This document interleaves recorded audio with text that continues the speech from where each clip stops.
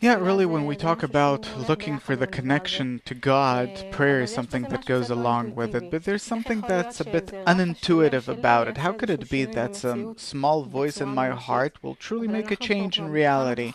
But it's been several shows now that we understand that we live in a world that we don't exactly understand its rules. How does it work? So we'd like to learn about the legality of this world a bit better. How could it be that my desire, my inner prayer can make real changes in reality? There are plenty of questions about it. I think it's interesting for many people.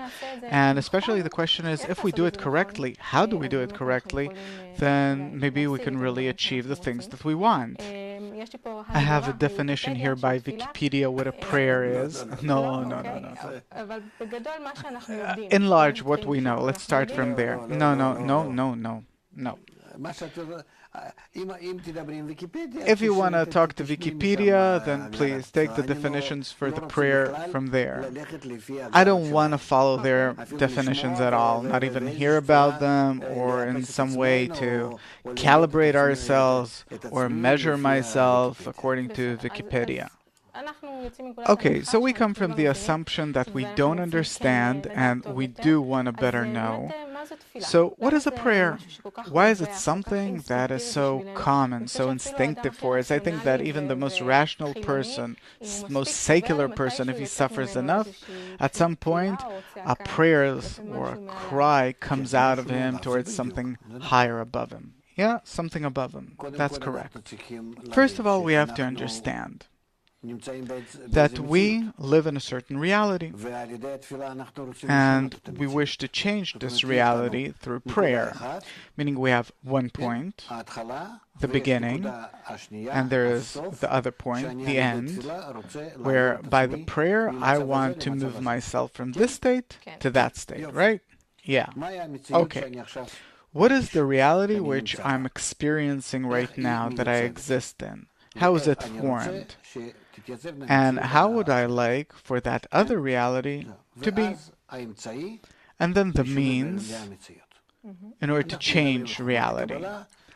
We're talking about the wisdom of Kabbalah. I'm taking you on purpose to the practical side, practical, scientific side, and not a prayer and crying out like there are these clubs I heard that exist in Tel Aviv. How are they called? The Cry Out Club. The Cry Out Club. Great. It's a phenomenon, yeah. Or a different attitude like in Wikipedia and other places, and psychologists talk about prayer. I'm talking from the point of view of Kabbalah. The reality that we feel is depicted within us, between us. I feel all my qualities outside of me. All of this reality which I feel before me, it's actually a demonstration, a copy of my inner qualities on the background of the white upper light. Meaning I see the faces, I see nature, still vegetative, animate, people, different phenomena, everything that's going on outside of me. All of that, everything I see, I'm actually seeing the processes that are happening inside of me. And this has to be clear to everyone. You can go to physicists, to the psychologists. You don't have to be Einstein for it. You don't have to be that smart. It's felt and known to everyone. This is how we attain reality. Meaning what's happening, and it seems to me that it's going on the outside, it's actually happening inside of us. And on the contrary, what's inside of us, it only seems to me that it's happening on the outside in order for me to be able to relate to it in the right way, through my ego. Where by the correction of the ego, I as if bring all of this reality back into me. It's not simple what I'm talking about now, it seems very delusional. It doesn't coincide with many other things. There are many smart guys that will be pro and con. I'm saying what the wisdom of Kabbalah says. Whoever agrees, whoever doesn't, that's their own concern. Can you define that again? The definition is simple. The reality which I see outside of me is a reality which I form within myself. The reality I see outside of myself is something that I built from within myself. It is a projection of my internality. What I see outside of me is the projection of my internality? Yes, like a projector on a screen. Yes, which are my qualities, my thoughts, everything. And as a result, we will understand why a tefillah, a prayer, is called to litpalel. We're actually litpalel, to pray. What does it mean in Hebrew? Laflil. What does laflil mean?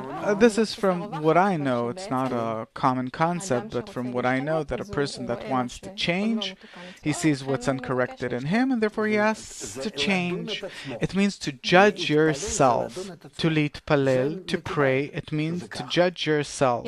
And this is accepted, that's how it is. Also, sometimes a prayer is gratitude, and no, that's not important. We'll get to that. We'll talk about it. Lehit in Hebrew means to pass through myself. Lehit palel, to pray. So the gist of the prayer is from the bottom of the heart, and to aim your heart, to correct the heart, and so on and so forth. Everything that it says about it. We're not simply talking about a person that's crying out to trees, rocks, higher force, whatever he feels like at the Scream Club. But we're talking about the change of reality. Not simply a good feeling, because then I'll take a glass of whiskey, or I'll go out shouting, or do something else, and I'll come out of a certain state. We're saying that a prayer is the change of reality, the change of my reality, inner reality, that as a result, I change the reality outside of me.